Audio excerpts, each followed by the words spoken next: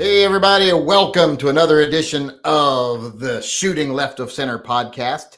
As usual, I'm joined by Gun Websites and Should Be Never Enough Ammo, but apparently he goes to bed early nowadays.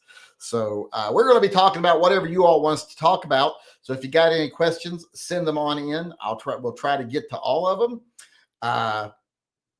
Before we get started here, I'm going to let G-Webs introduce himself and say hello. Howdy. I noticed we can't see it when you got the two of us on the screen, but you got two guns missing behind you. What's up with that? That one is the one that got taken by the Popo. Oh, really? Yeah. I didn't hear that. What's that story? You didn't hear that? Oh, well, that was back on New Year's Eve.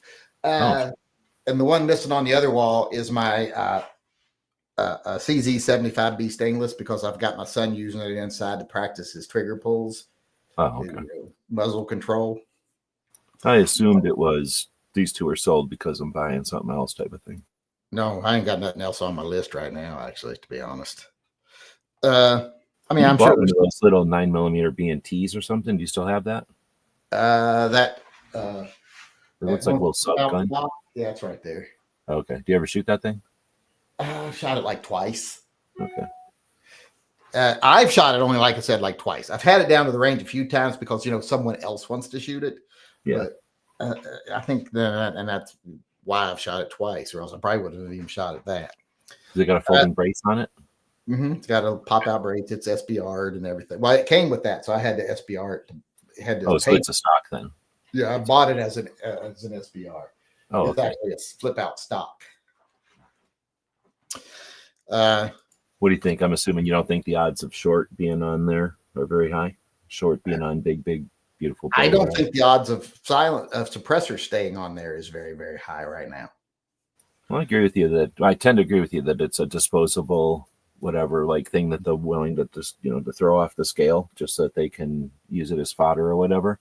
But I also know that we're pretty powerful when we want to make phone calls. Mm-hmm. And we already did the hard part. The house is the hard part, in my opinion. Senate is actually pretty simple when we set our mind to it. So I've been telling people, I'm hoping phone number is as often as I can, but I just don't know if we have the the drive from the community to do it. I know that we've had a lot of phone calls being made, and dude, I watched an interview with Massey. Gun Owners America played that interview with Massey, mm-hmm. And at the very end of it, he mentions as he's leaving, he's like, there's days when I only get 3 phone calls. And he's like, there'll be days when we're sitting there and we'll hear the phone ring, and the senator is going to get up and walk in the other room to ask who's making phone calls, like who's calling us. Why has it been a dead day? Why isn't we getting a phone call? Who's calling? What are they calling about? So he's like, a phone call matters so much that you can't even imagine. And he said when they get to the floor, they'll ask each other. One of the questions they'll ask each other: how many phone calls you get on this? Mm-hmm. So that's where we don't even think about it, because one, we don't get real champions to let us know how well we've done when we make phone calls, because the only time we ever do it is in response to abuse, right? We only do it to resist infractions or whatever. But if we actually exercise that fucking muscle, we'd be fucking strong as shit, dude.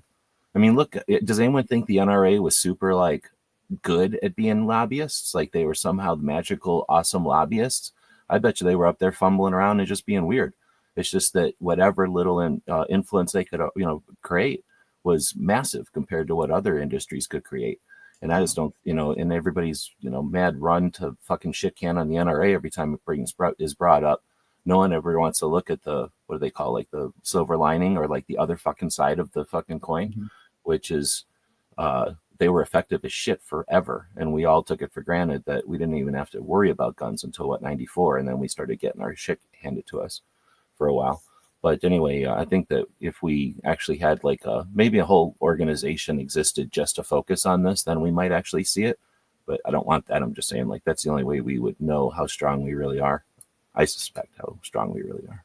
What I'm hoping is that there's enough other poison pills in this bill that they will deal with first, that they'll go after those things and they'll forget all about suppressors, because there's a clause in there that makes it to where courts can enforce their decisions or contempt charges on politicians, the cabinet or the president. So if they do something illegal, they know the court would no longer have power over the executive branch. And I mean, who would really vote for that? Even the Republicans are getting torn up for that. They're like, I didn't know that was in there when I voted for it, which is a lie because it was being, it was being covered constantly before they voted on it. There's bigger issues in there than suppressors. And suppressors, like I said, most people probably don't care one way or another about. So I don't think that would be like we scored a victory. We got that out of there. The only reason I think they might pay attention to it, though, is because how much money comes in every year from the tax on suppressors. And one of the things they're getting a lot of pushback right now about is how expensive this bill is. So that money that it cuts out from the income is counted as how much money this bill costs. So I'm afraid they might go after it just for the cost value. But I think there are other things in the bill that are way worse than the suppressor thing as far as most politicians on the left are concerned. And I'm hoping they spend their time on that and get that taken out instead of the suppressor thing. But we'll see. Let's see. What's that? When you said how many suppressors and what, I mean, look, you can go look. And there's only like 5 million something suppressors in existence, they say. So the antis are getting mad at 1 million suppressors between May of 21 and 24. So it's at 3 years. So a quarter or a third of a million, 200 something, 300,000 suppressors a year. So whatever 300,000 times 200 is, that's pretty much what they're bringing in each year. Yeah, for suppressors. But yeah, it's a big deal. But I'm sure they look at it as their money. Like they don't look at it as an unfair tax. They look at it as their income that we're fucking with. Mm-hmm. And plus, they'll hold on. That's 60 million.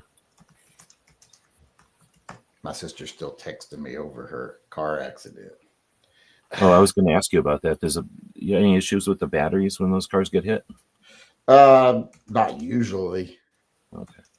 So, I mean, it depends. I guess if you hit bad enough to like crumple your car in half or something, but they're pretty sturdy.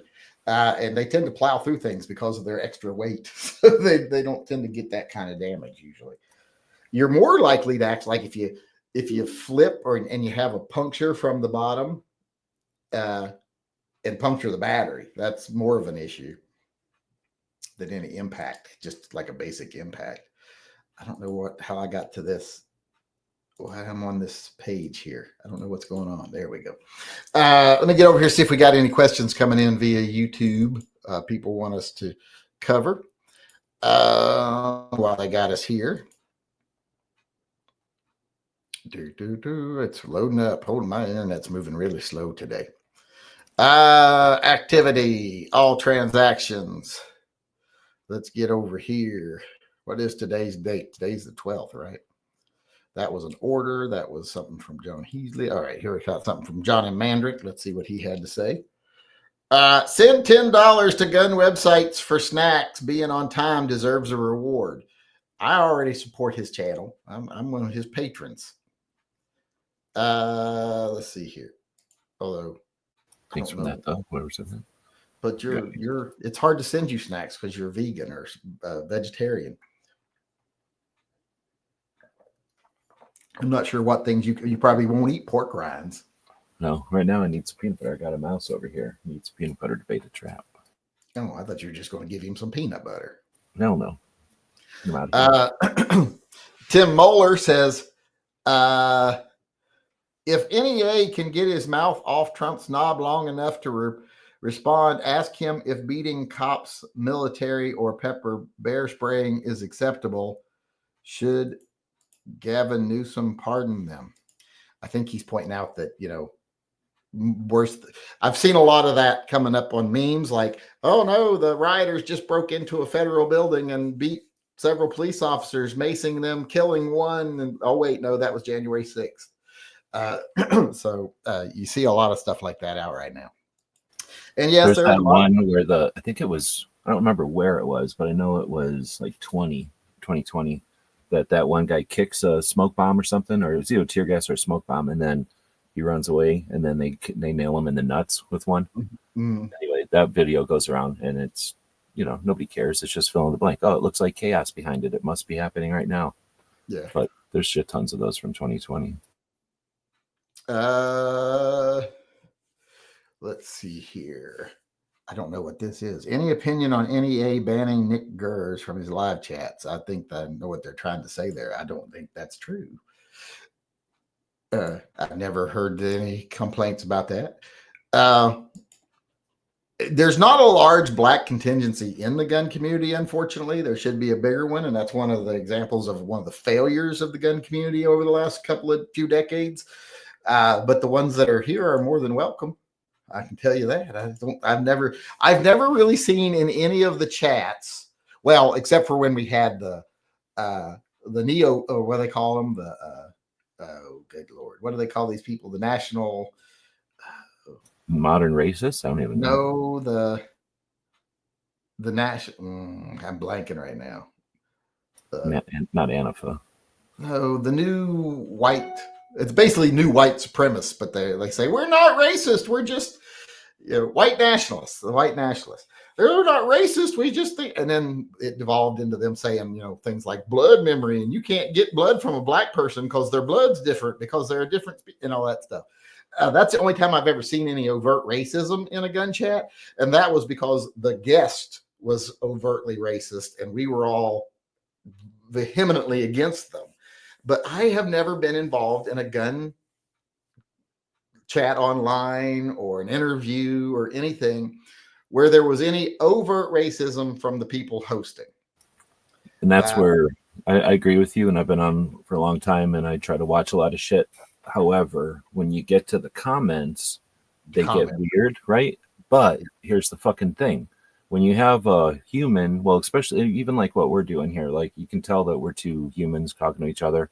It might be a little bit fuzzier when you get AIs going forward. Mm-hmm. But for, up until very recently, the AIs weren't really an issue. So when you'd have people on, at least you have somebody that's either got the, what do you call that? Like, I don't want to say like, whatever, but at least they've got the ability to get online and complain or say whatever weird shit they're going to say. Mm-hmm. I don't trust a name on the internet one way or the other because it's too easy for someone. Think of like a 14-year-old kid who's just trying to cause trouble. He like just got hit by his parents or something. He's upset, or his big brother kicked the shit out of him or something. And he goes online and he goes, what can I do to just get fucking my aggressions out? And this is the only fucker on the planet who's going to do it, is a little kid who doesn't understand the consequences of their actions, but is able to do some heinous shit because they're old enough to figure out how to throw some real muck in the world. And they go online and say all the shit that they're told not to say in front of a bunch of adults. And then they walk away like they proved something, just the same way if they fucking farted back in the day or something, or like made a scene at a dinner at a restaurant or something. You know what I'm saying? It's just little adolescent tantrum shit. But if a bunch of people, adults, are going to look at that and take it all like, well, look what was said on the internet. That's where I'm like, fuck this. Like, we don't get it. That's the same as gun control people saying, oh, well, look, people are bad with guns, so therefore nobody can have guns. That's like saying, well, there's bad shit said on the internet, therefore there's racists. Yeah, fuck that. Unless I can see some actual people walking around, being racist, then that's just a bunch of shit talked online. And I tend to disagree with it or whatever. Disregard it. However, it's easy for fuckers me to say if I don't ever have to deal with the consequences of the racism and shit.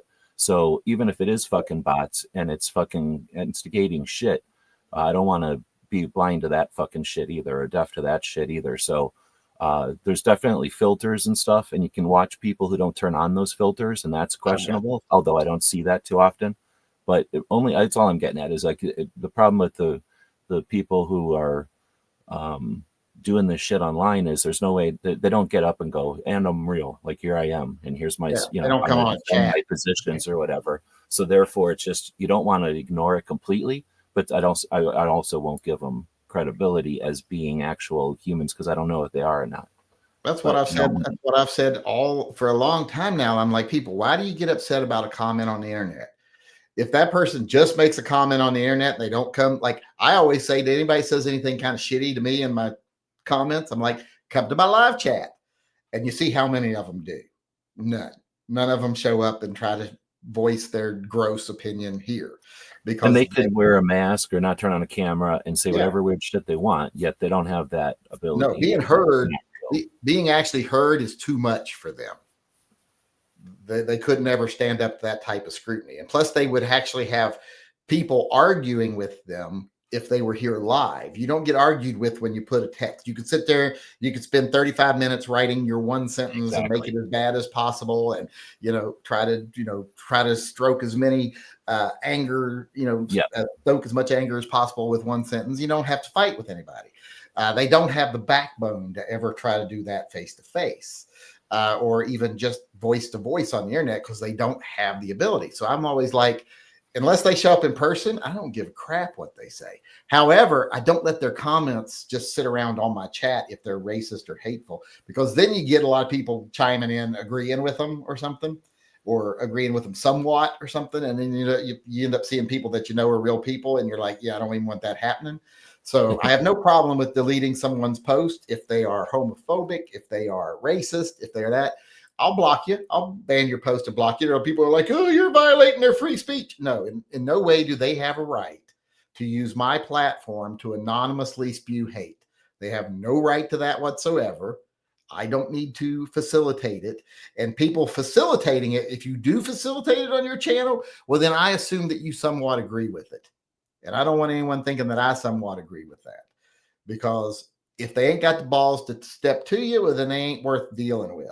But I ain't going to let their garbage sit out there and fester. I'm going to get rid of it. And more people in the gun community, when you do see that garbage, like you go to some gun channels and their comment section is like a fucking Nazi group.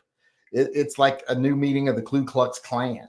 And they don't take any of it out. They don't delete any of it. They just let it sit and fester. And that makes me believe that they somehow profit off that hate and that division and everything. So I don't have any respect for them. If you don't shout down, there might only be like, oh yeah, we're in a room of 200 people. Only 2 of them are disgusting racists. So we just let them say what they want to say, because it's just 2 out of 200. No, the other 198 people should go, shut the fuck up. Sit the fuck down. You're in our house right now. We won't tolerate your language. So leave or get your ass kicked. You don't tolerate it either, because tolerating racism, tolerating homophobia, tolerating ignorance is just the same as endorsing it. So I don't say get upset about it. Just delete it.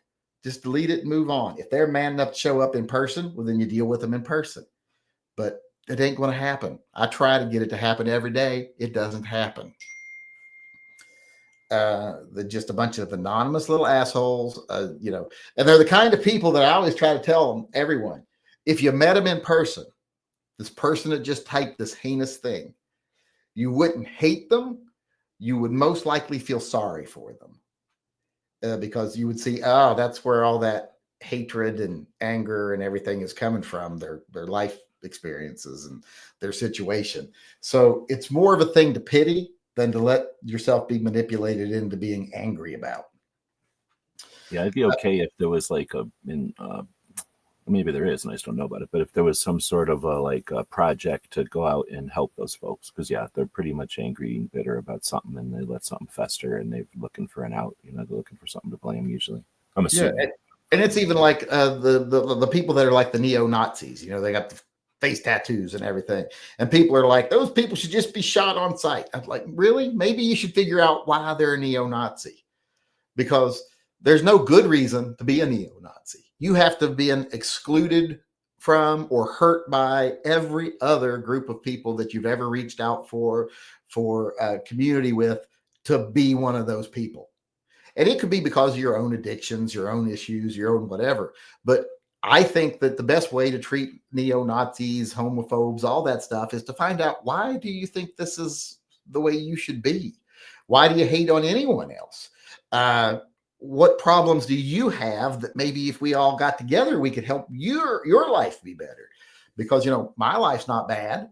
And most of these people you're attacking, their life ain't bad. So you're obviously the one that's got an issue. Why don't we come together and try to find out what that issue is? You win more people over with understanding and trying to help them than you do just condemning them for their prior mistakes. And if nothing else, you gain you flex that muscle in yourself, right? Like you gain the ability, or hopefully gain a little bit of experience to try to effort that. And and don't think I'm trying to say, everyone out there, oh, you got to be the kind of person that never gets angry or never speaks out of turn. You can do that too, but when it comes right down to when you actually act, have compassion and understand that most people that are disgusting, there were a lot of people that were disgusting to them first, starting probably from a bad childhood. I would rather commiserate with that, or associate with that, than I would accept that they're just a garbage person. I like to think that they're a damaged person, and how can that damage be undone? Because most people that are neo-Nazis and stuff like that, they don't stay that their whole life. Most of them, if they don't die young, age out of that. They get a bigger perspective on the world and understand. It's like I was trying to tell someone yesterday. They said, "What was the point you noticed in your life where you actually matured?" Like, you don't really notice it. It's gradual. When you're young, you have very little experience, so every slight is a disaster or a threat. And then as you get older, you have more experience, so you're able to put things in the right box. Like, oh, that was just a minor slight. That's not someone who's a real threat to me, and you ignore it. You can't do that as much when you're little. So when you're young, because you don't have the experience. For me, it was, I've gone to like scouts camps and civil patrol and other things. So I'd gone away from home before, but when I went to the like basic and then training and other things in the military, that's when I would say, because then you're immediately in a different situation, right? You're immediately different lifestyle unless you're coming from military school or something. And then you're immediately thrown into a situation where you're like brothers with, and then also bored as hell half the time with this group of people that just got picked up from literally all over the world, but definitely all over the country, sprinkled, 12 or 24 of however big a class that you're talking about, into a room. And you spend a fucking lot of time just hanging out, being bored. And a couple of you are going to get each other's nerves, but the rest of you are going to fucking just, I don't know what to call that. I call it maturing, but it's so much more. But I think, I'm not saying everybody needs to do that, but I would say for me, that was, even though I feel like I've done a lot of shit before 18, that was the turning point. Exposure is super important, because you suddenly realize that these people that I was always told are all like this, I haven't met one like that yet. And it doesn't matter what, like Greek, like you see Klinger. What the hell was Klinger, right? From MASH. Like you assume everybody's got some, what was he, Armenian or something? Like, you realize that all this is fucking fake. It's all stereotypes. Pretty much everybody's the same. We just eat different foods mostly. Yeah. It's like I went to basic training. I went from West Virginia, where we're like 93% all white people, to basic training where the Mississippi Buddy Brigade was on the other side of our hall, and that was like 80% black. I think I'd seen more Hispanic people than I had ever seen in my life up till that point, when I went in the military, because I'm not a lot of Hispanic people in West Virginia. So suddenly I'm in a room where it's probably 40% white and 60% something else. And, everybody there got along just fine. Now, there were occasionally the bad apples, but you could very seldom say that it was going to be because of race or anything else. In fact, some of the people I had the most problem with are some white guys who came from more privileged backgrounds who, were told, hey, maybe if you join the Army, we'll drop your probation, because they've been getting into a lot of trouble because they were privileged. And there were some of those in the military intelligence, because they send you to basic training based on what your MOS is going to be. They don't send all the military intelligence guys to the same, the same experience in basic training that the infantry guys get.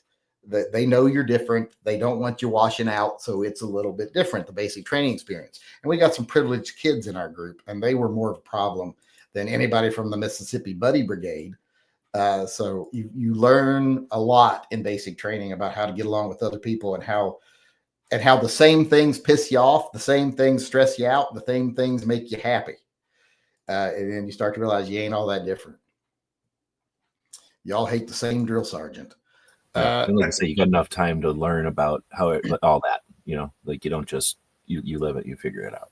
Yeah. And a lot of people think that basic training is just go, go, go. You're always on the move. You're always learning. Now, 2/3 of it's probably standing somewhere trying to stay awake. Yeah, they need to let your muscles recuperate. They're kicking the shit out of you, so they got to let you rest most of the time. They're just, as soon as you're done resting, they're kicking the shit out of you for a little while, then they're letting you rest again. And that was the hardest part of basic training to me. Not any of the physical things or learning anything or PT. The hardest part for me was sitting in a lecture after you've had 4 hours sleep and staying awake. Dude, like, go fucking, I had something wrong with my toe one time. I think it was in basic, but go like to the medical thing. fuck, I'm never doing that. I never did it again. It was wait on a fucking bus. Like, oh, good, I'm not going to have to do whatever work today. But no, you have to wait on a fucking bus, wait for this, wait for that. Never waited so long in my damn life for about 10 minutes worth of talking to somebody. Mm-hmm. And then when you get back, you got to catch up. So yeah, just the fucking bureaucracy. That wasn't my only experience with bureaucracy, but that's like one of my first like, Yeah. oh, this is a lot of fun. You get to do some neat things occasionally, but the rest of the time it's mind-numbingly horrible. I almost got recycled because I got pneumonia when I was, or injured when I was in the collapsed alone, which is why I get pneumonia all the time now. So I got injured on Paragon Trails and I got sent to the infirmary and I had to spend like a week there. And I missed the last half of our pugil stick training, which I was mad because I was missing pugil sticks because that was fun as fuck. And I missed all the riflery training. So when I got out, they were going to recycle me, make me start all over again. And we only had 2 weeks left to go. So I was like, well, is there any way I cannot be recycled? And one of the drill sergeants, who was a real hard ass, but one of the drill sergeants came and got me. And he said, me and you are going to go to the range. He said, and if you can qualify today, if you can take your rifle and qualify, I'm going to act like you were here the whole time you trained and that you know what you're doing. So we go, and I shoot expert because, I've shot since I was 8 years old. So, and it's a really easy test. All you got to do is just hit a silhouette of a human, basically. Pops up and pops back down, pops back down at different ranges. And it was simple, and I got expert, so they let me continue on with my group. But yeah, you're like, don't ever get hurt. Because it ain't worth getting recycled or missing out on the things you want to learn and all that stuff when you're there. No, yeah, exactly. Because you only get to do a couple. A lot of it's bullshit, lame stuff. Like crawling around is pretty lame. But fucking with a claymore or something is neat. You get to do that like occasionally, so you can miss like a day and miss a ton of the good stuff. Grenade training was very neat. Now I did not like rappelling training. The big 30-foot wall that you rappel down, I didn't like that because I don't like heights. And there's one part of, I don't know about where you went to basic, but in New Jersey there was one part of the trail where you're crawling under the barbed wire through the mud, and then you go into this. It's like a ditch, like a culvert under a road, but it's a culvert and it's filled with water, and it's only like 5 feet long. Even if you got stuck in there, they could pull you out from either side. But you crawl down into it and you go underwater through this little tube under a culvert, and you come up the other side. That freaked me out because I'm claustrophobic. Well, I don't remember doing anything like that. We might have had to go through a tube. Going through them corrugated metal things sucks in every way. Yeah, those aren't fun. And everybody, the things people say are awful, like, oh, the gas chamber, it was like 15 minutes and it was over. Yeah, it was like a day of fucking talking about it, 15 minutes of it, an hour of getting over it, and then you forget about it almost. Well, then it was like 3 hours of marching back, going to dinner, stinking like hell, and having a lot of good conversation because they let you kind of goof off afterwards. Let's see here. We got some questions, statements coming in. It says, Heavy J says, was Colin Noir a puppet for the NRA? Well, I don't know. Puppet would be the right word, but when he was first coming up on YouTube, he'd already signed a contract with the NRA. He was an attorney. He was going to work for them, and they paid for a lot of advertising for his channel. They bought him subs, they bought him views, and they got his channel going. And then he kept it going after that, and he was an employee of the NRA up until they stopped paying him. So, I don't know what you consider a puppet, but he was an employee of and working for, and they furthered his career. Yes. Yeah, hindsight or whatever. But looking at it, is the things like the internet started in like the 90s, I guess, but it was like a lot of dial up and shit. So pretty much the 2000s is when I would say somewhere in there, the teeter-totter flipped over and everybody went from dial-up, which was really fucking slow. And the main thing was you couldn't do anything. You couldn't even push pictures across the dial-up really well. So you were never going to have streaming or videos or anything like that. So in early 2000s, 2000, right around there, it sort of tipped and more of the internet was using high speed. And that's when YouTube started. So YouTube really got kicking by 2010. The NRA had been online, but some of us on YouTube in 2009 and 10 and up until about 2013 and 14 were larger than any of the industry entities because they were only using the internet as like a new business card or some kind of pamphlet. And they were still printing catalogs and shit. Like nobody was using the internet, so they weren't using the internet. It wasn't until people started using the internet recreationally that the entities in the industry started to appreciate it. So the NRA was really late to the game. I'm explaining all this because the NRA, being a massive entity back then, just didn't need the internet. It was still sending out plenty of print stuff. People were getting their messaging from print, old, whatever you call legacy shit. So they were still doing their old strategies, and it was working just fine for them. It wasn't until, I think, a couple of things, and it's hard to remember back because this all happened, and I didn't necessarily pay attention as it was happening because there was no reason to. But probably some of it was they were looking around and saying, hey, we're missing out. Like, you know, we're missing out either on attention or money on the internet or both. And then the other side was they knew that they needed to go to the next level because it was all starting to fall apart or whatever. And I was going to say the other side of it is as the internet was allowing us to understand the situation and talk to each other, and literally it would be like in those early days of chats, people would say like, the NRA is the one who backs us, and then somebody would go, they're not that great, and you know what I mean, and then it would be like, fuck you, you don't know what you're talking about, like what else do we got? And then somebody would go, well, there's other options or whatever. So it wasn't until we started to actually have real conversations instead of just like introducing each other and everybody sat down like an audience, because for the first, I would say until 2008, the internet was still people just sat there and watched. Nobody interacted because we didn't have fast enough internet to really have comment fields. Like the forums, they interacted, but you'd have to be a nerd to go to a forum. So regular I went to forums. Right, but I'm saying like regular people just went online and watched YouTube videos and didn't even know you could comment. And then anyway, so it took a while before people realized that you could, you know, use the internet back and forth. So in those days, I think still like there was a lot of just programming. Like, here's the fucking situation. Sit down and listen to it. Nobody could question. But once people started to question, I'm saying that's when the NRA started to go, oh shit, we're not just, you know, blah blah blah. Oh, and then the NRA's on our side. Like there was another what's the word, like, you know, another way of thinking than that. And then they had to go online to challenge that, right? Mm-hmm.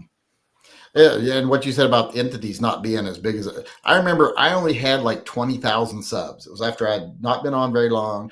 I had like 25,000 subs, and big companies, you know, and I'm not talking little companies. I'm talking like Smith and Wesson and things that size were contacting me saying, hey, would you help us promote this? And you'd go over and you'd look, and Smith and Wesson had like 3,000 subs. Yeah, like 7,000 was a big, gun channel or industry, because nobody was using them. They weren't using their channels, and nobody cared to go, because it would basically, you'd go there and it'd be a catalog at the most, or maybe a pamphlet, depending on when you went.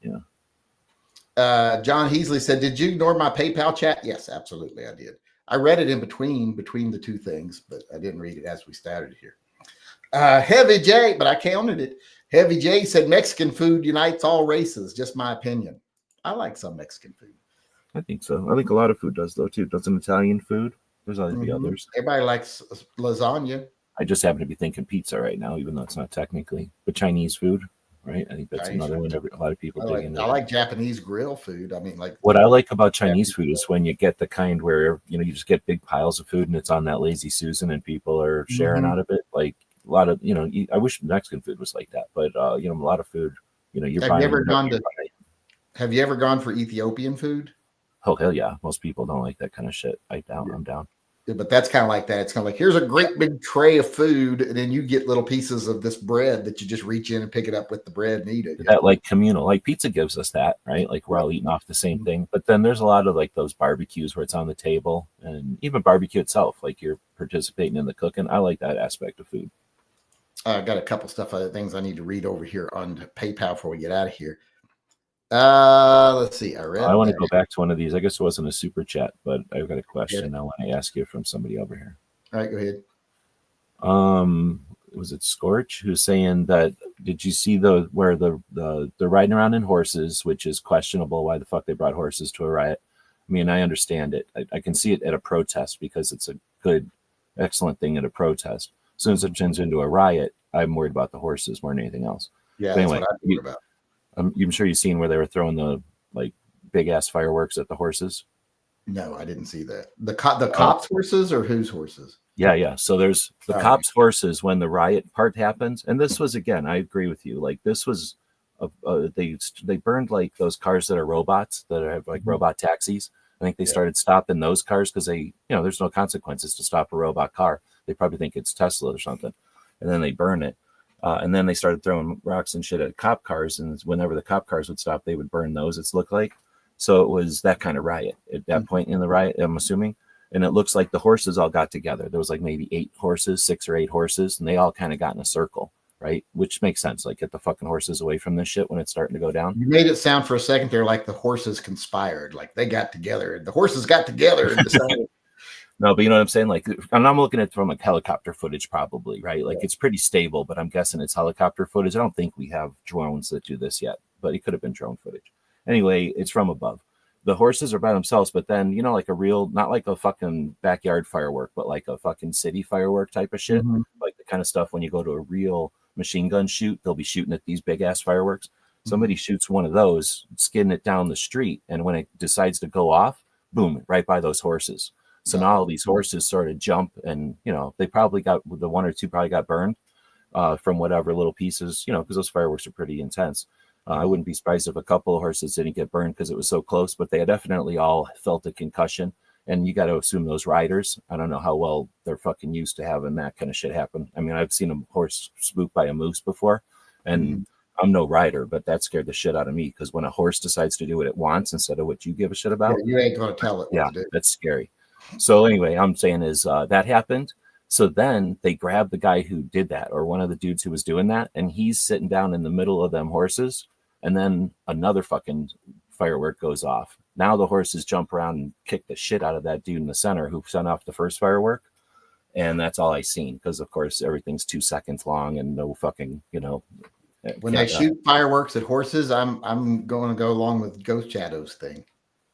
Yeah, so that's what I was going to say, is like that gets fucking so fucking convoluted, because I agree with you, like, whatever, they shouldn't have brought the horses there, but of course you didn't realize that it was going to turn into car burning, maybe, or whatever. But then starting to shoot fireworks at horses, that's super felony, right? Like, I'd be shooting at that point. Like, I think that's where you pull out guns. But if they shot a firework at me, I'd shoot them. So if I was a police officer on a mounted horse and they shot fireworks, I personally feel like we have an obligation, if we're on a job and we're with a critter, that we have an obligation to protect that critter. Like, if they're a human that's not able to protect themselves. Personally, I don't know if that's the law or not. Like police canine units and stuff, you protect that dog. That person who tries to kill that dog suddenly became a lot less human than that animal, as far as I'm concerned. But anyway, so it gets really convoluted, and it's like, fuck, I hate to say fuck that guy, but sort of fuck that guy. I mean, you wanted to fuck with horses. Here's what horses say about that. Here's what happens. Yeah. I don't think they're going to charge the police horses with excessive force. I mean, I could see charging the guys driving the horses around, but at the same time, they're getting ordered to be there or not. I mean, I doubt they just said, fuck it, I'm going to load up my horse and bring it. Yeah, they're not. They have no control over what that spooked horse does. I haven't ridden a lot when I was younger. Like, a horse sees a snake or even a gopher, and they decide that today's over, we're done, we're going back home. They're going back home, and you can't do anything about it. You go back home. That's about it. Yep. You just hope they don't decide to throw you off first. Because of Paul needs a hand, your opinion on Israel's attack on Iran's nuclear site, a coincidence in all the military equipment in D.C.? The equipment in D.C. is for that parade, I guess. But I don't really know much about Israel's strike on Iran. And like I said, I'm no fan of Israel, and I hate being put in positions where you have to defend Israel. But I'm also definitely not a fan of Iran. So it's one of those situations, like, I would have to force myself to care either way, to be honest. But that's such a no-win scenario. If we left them alone, the Middle East would fuck with each other. And if we go over there, they fuck with each other. So, and with us, if we go over there. Well, you know what I'm saying? Yeah, like we really have no win there. So I think it's almost better to just, deal with the survivors, after who comes out on top, because it's frustrating, but there's when somebody wants to eliminate a chunk of people, it's hard to be like, well, let them be, because they're going to fucking try to eliminate a bunch of people. And then it's like, again, you don't even have to give a shit about the people, except that that there are people that weren't minding their business. And, that there's that situation. Well, and the Hamas and all those people, they want to eliminate all the Israelis. That's when they will think the job is done, when every Israeli is lying, bleeding in the street. But so you like, well, Hamas is the bad guys, and I'm definitely supporting Israel. But then you look at the Israelis government, who exploits every bit of that to gain more power and money, and they even fan the flames of division and hatred so they can profit off of it. Then you're like, well, Israel's an evil entity. And they just want to use this as an excuse to take over these other lands and blow up these other people and maintain their own, status quo. So they're bad people. But then you go over here and you think, well, all these innocent civilians that are getting killed on the opposite side from the Israelis, they're just people with kids and everything else, and they're being killed. But then you're like, yeah, but they keep electing Hamas and all these other people saying, well, we got to let them rule because it's our religion. And then it's hard to feel sorry for those people. So it's just like, I don't want to have to defend any of them, to be honest. Dude, I listened, I guess, to a podcast that a guy was taking it was like a regular military podcast. That's usually what I listen to. But because the guy was, I forget if he was a pastor or something, but the interviewers took him like a sidetrack, I guess. And the guy, I don't know, he gave it a fairly concise summary of like the history of Christianity, Judaism, and is it Islam or Muslim? I don't know, whatever it is. And, but explained, and it was at least the only time it had ever absorbed to me. And so basically I was going to say, if you put a timeline on everything you just said, and you go back and forth on that timeline, it's like, well, who owns this? And you took it from me, and you took it from me, and you took it from me, and this and that. And it just depends on where you want to focus on that timeline, who's the good guy and bad guy. It's like so much that one picture that's out there where you focus in and it looks like one guy's the bad guy. You zoom out and the other guy's really the bad guy. Yeah. So there's just so much to this that anybody that thinks I know their deal, I'm skeptical of, or anybody that tells me here's the deal, I'm skeptical of. And it's like all those South African refugees, these multimillionaire refugees that came over recently because the government is punishing them by taking their property just because they're white.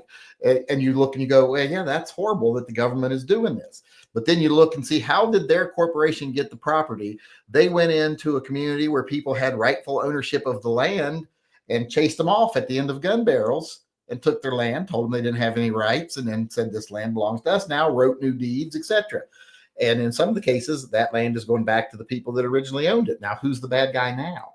The government that's taken the land away from these white people, or the government that's given the land back to the black people who the white people stole from under apartheid? You just got to keep. And then there's probably, who did those people steal the land from? Was there an indigenous group there before that tribe took control and took the land? You can keep going back and back and back, and it's hard to find out who's the good guy in the end. Let's see here. See Grand Thumb for 2A racism. I've never watched Grand Thumb, but I'm sure there are some racists in the gun community. There are some. I know there's some. There's some that I know are horribly racist that are big gun channels, and they are horrible racists. I've even got a recording from Military Arms Channel, Tim, when he's being confronted by, why are you working with these people? They are horrid racists and homophobes. And he's like, I don't care because they make me money. And I thought that's when I like, yep, no more friends with Tim. I was already at that point pretty much because of all their profiteering. But so, yeah, there are, I'm not going to say there's not racist people in the gun community, but it's not as much as people think. And if more people that are not racist stood up and said, enough of this, not on my channel, the perception wouldn't be what it is right now. Agreed. There's something was said earlier, and we were on different topics, so I just let it go. But you're bringing it up again, and when you're talking about a channel's, okay, so a channel, like even with a fuck ton of videos, I got 5,000 videos. I don't know how many videos you've got. I probably have less than 5,000 now because they fucking delete them every single day. Yeah, they took some money. But the comments exist, and we can go look at comments chronologically. So the most recent comments. So even with a fuck ton. Now, I'll granted, when I was rocking, when the channel was really kicking and growing, it was very difficult to keep up with comments. Very, very difficult. However, I was also making money back then from the channel. Like the channel doesn't rock, and then you're just sitting there poor. Like it's one or the other. So if you're making income from the channel and there's a lot of comments, then you don't have any excuse because you can hire somebody or you can afford to spend some time doing it. But anyway, what I'm getting at is you get a lot of comments or you'll get no comments. But what we're talking about is the racist bullshit in the comments. You can't be, you can be oblivious to it, but you can do things to avoid that. Again, the only time you're oblivious to it is usually when it's so busy that that stuff gets in and you can't see it happen because there's just so much happening. But then you can do things like filter and pay people to help you get rid of that shit, you know, and you have a community of people and you say, help me get rid of this shit so it doesn't exist on my channel.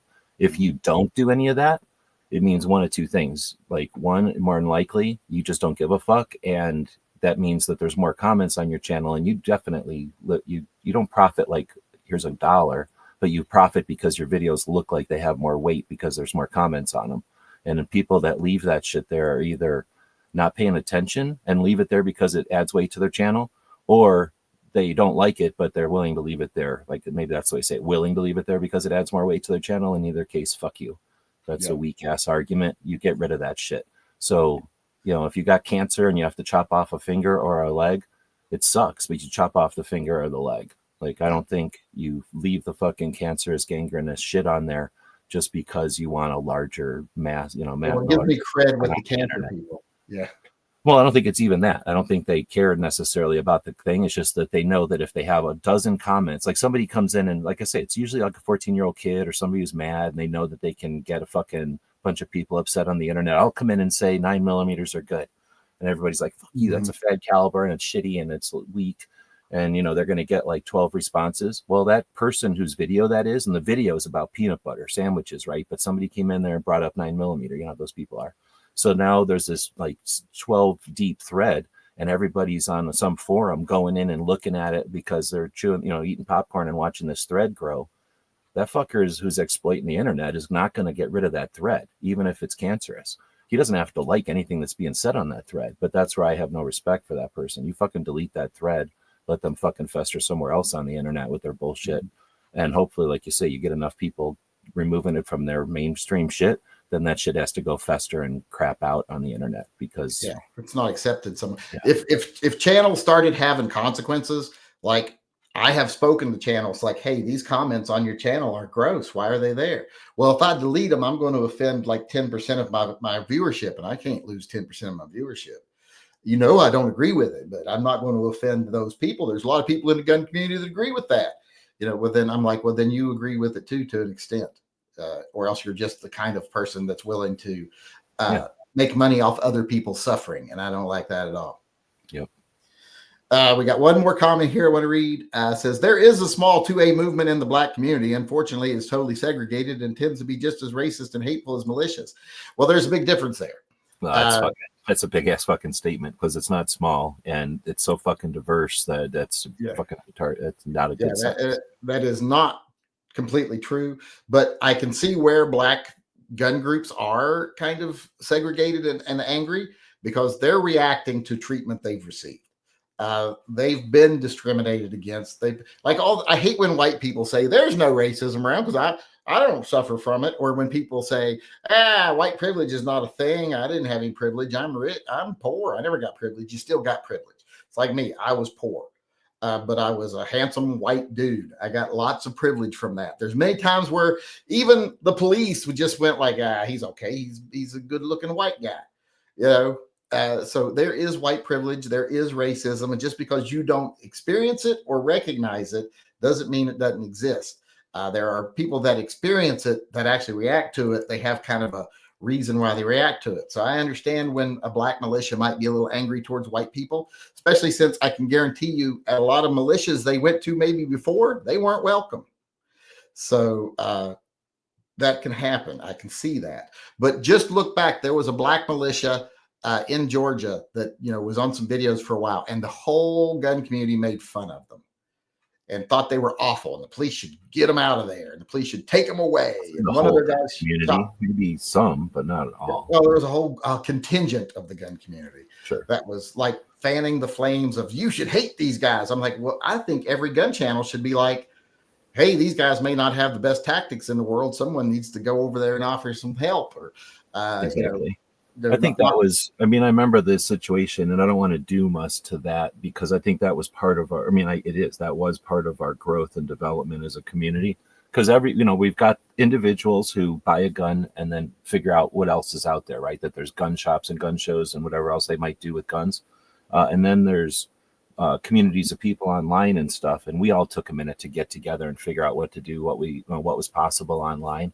And we forget that there's people that are first coming in, first stepping into the realm or the arena or whatever. I mean, they're grown adults. It's not like they're brand new or whatever in life, but they're new to this realm or whatever. So when you talk about rallies, like you say, those look like at the time, that was a bunch of inexperienced people that were happy to have stuff and were exercising their rights, but they hadn't bothered to go to classes or hadn't gone to classes. They didn't have friends that knew shit. So their shit was a little wonky or whatever, compared to people that were high speed, low drag type of shit that everybody's used to seeing. So yeah, exactly. I think that's the exact attitude. Like, oh, fuck, let's show up next time and make sure that their shit looks tight next time. But at the time, the internet was, like you say, like we were all still figuring shit out. We were all bickering with each other because everybody know a lot of people don't talk about this, but in 13, Obama comes along because of Sandy Hook and says 23 executive actions. The industry, I think, did exceptionally well. That's where Every Second Matters comes from. At the end of that year, we just did amazing work at like resisting that whole pressure, and we resisted it, right?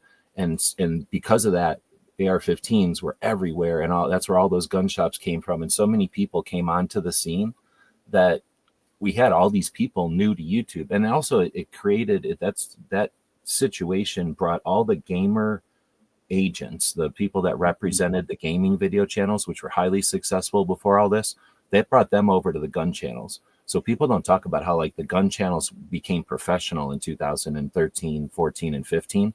And that's where the guys went from, we were making like a couple of grand a month to making millions of dollars a year.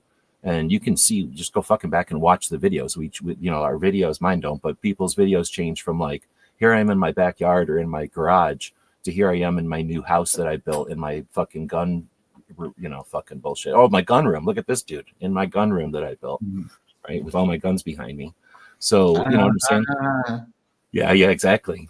But you did get a little after. But you know what I'm saying? Like in 15, you could see when these channels just all exploded. And all of a sudden we went from, a bunch of them went from, making hobby money to making, what do you call that? Like industry money. And it was a quick change too, because I remember I had to make a choice. We all did. Yeah. I fucking got the fuck out of that fucking thing as fast as I could. Yeah, I could either change the way I did videos and the things I covered and start watching what I said so I didn't offend the most profitable parts of the community, or I could continue doing what I was doing and not grow. And I was being pressured by groups like, Military Arms Channel and other groups to get involved and get on board and do this and let's nationalize this. And I was like, in the end, this is not what I got on here to do. I'm not on here to be a business. And I'm a firm believer that often what's best for business is worse for the people's rights. So I didn't think the two could go hand in hand, and it was not like a gradual change. It was very quick. You either got to get on board with us and you got to start doing these things, or your channel's not going to grow. And it pretty much stopped growing overnight. They were cutting the pie. They saw it as like, here's the pie, and the agents were sort of cutting it. You had to be with one group or another, and they grabbed as much as they could. That was right around the time where the vet bros were figuring out that you could do a bunch of businesses and stuff, and they needed what do you call it, like views, like my coffee. Look at my coffee. Look at my set of T-shirts or whatever. That's pretty much what they were mainly doing back then, right? But so the YouTube channels were making a lot of money because these other companies were making so much money, and they needed, it's such 100% a lifestyle thing, right? Like, one coffee is a coffee, like a flavor or taste or whatever, but essentially they're all trying to make really good coffee. So it's all about who's going to represent it. And one example, I got approached by some of the bigger gun channels wanting to turn Handguns for Heroes into a national thing. We're going to hire this guy. He's going to run it. Me, you, this guy, and this guy are going to be on the board. This is what we're going to get paid. Expenses, blah, blah, blah. And then we're going to do this every month nationally. And you just got to get on board. And I ended up at the end of the phone call, after talking to the people that were proposing it and the guy who was going to run it, my last words to him were, if you do anything that even closely resembles what I'm doing, I will have you in court for as long as I can keep you there for intellectual property violation and theft. And because I'm just like, the more they talked, the more I'm like, this is not what we set forward to do. This is not, this isn't about helping people. you're taking money out of people's mouths that could get the help because we're getting a salary now, and you're paying a guy to run it. All that money's coming from somewhere. That money could go to an actual cause and not into our pockets. So that was one of the things that really soured me on the whole deal. Well, like I say, when you think around 13, 14 is when the agents came over. So now there's money in the game. And not everyone went to an agent. Like the big ass channels didn't need agents. What's his face never went to an agent. Old dude. So he didn't need it. He was making fucking tens of thousands a month already, and he didn't want to fuck with his recipe or whatever. But the folks that went to agents, right, they started making bank. And when you start making bank, like I say, you can build a fucking gun room and be in front of a fucking shit ton of guns that everybody wants. And your views start going up. I already could have done that back before I did a YouTube channel. Well, but that just wasn't the fad or whatever. You know what I'm saying? That like became a thing because of somebody did it. But anyway, the main thing I was going to get at is the NRA was coming to the scene, and a lot of us were bigger than them. So obviously they're going to spend money on those of us that were bigger so that we could help pick them up. And it was basically $10 a membership or whatever you could work out with them monthly. Depending on if you had access to their marketing team or something, depending on what era we're talking about. But anyway, in general, the NRA was the money train prior to any of this. And then like I'm saying, like the agents started really kicking off gun channels. So now all of a sudden you can advertise on a gun channel, right? So who came along next? The suckers and fuckers in Colorado who don't do shit and make more than GOA and SAF together. Now back then, when they feel like it, when they decide to go offline, they only make as much as GOA and SAF together. But whenever they feel like it and put their money into it, then all of a sudden their marketing brings in more money than anybody except NSSF and NRA. Anyway, that organization was paying, and that's when I stopped being interested in any of these channels also, because I knew they were all fucking involved with either the same agents or agencies, and they were either calling the shots or not, but they were willing to take advertising from this company in Colorado who's not on our side at all. And when they started taking money from them, that's when I started becoming an activist, because I was like, I can understand selling out to the 9mm. Like, oh, I'll fucking act like 9mm so good for the money. Right? Like, I can see that.